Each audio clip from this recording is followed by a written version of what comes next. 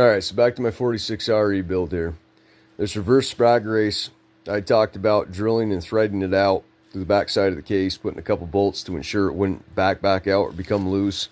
They do make kits to do such a thing, but, you know, factory, it's a spline race that they drove in, and they peened it hours at the hands of the clock, you know, 12-6, back and forth, crisscross, you know, evenly with a flat chisel.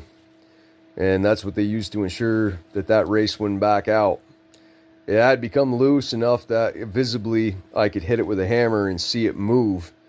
So this time, after cleaning all the trash out from behind it, reinstalling it, getting it in there flat, I peened that sucker in that Ray Charles could see that shit.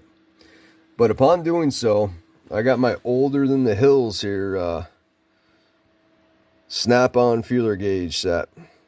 This is an old one. Some of these are barely readable. This is 4/1000 of an inch. Finer than a hair on an ant's ass.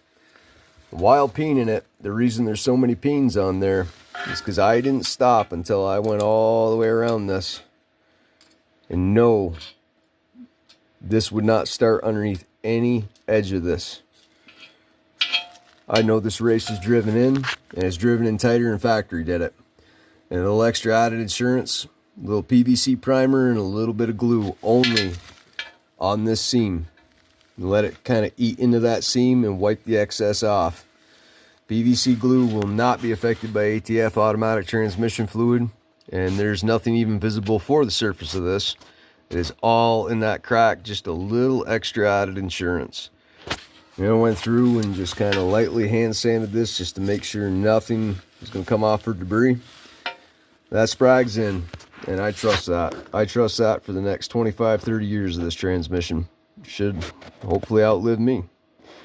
And yes, I painted the case. And it's gold only because that's what I had on hand. And the overdrive silver because that's what I had on hand.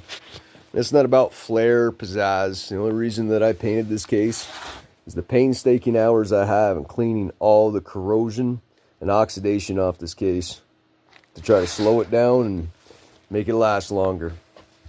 And anybody that's doing this, if you spend a day or even two just cleaning your case, you're doing it right. Because that's the time it takes to make sure all this, your servo bores are completely cleaned out.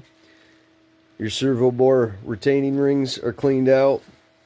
Every orifice is cleaned out. I'm getting to the point now where I need to start bagging this sucker. And parts are going to start going into it.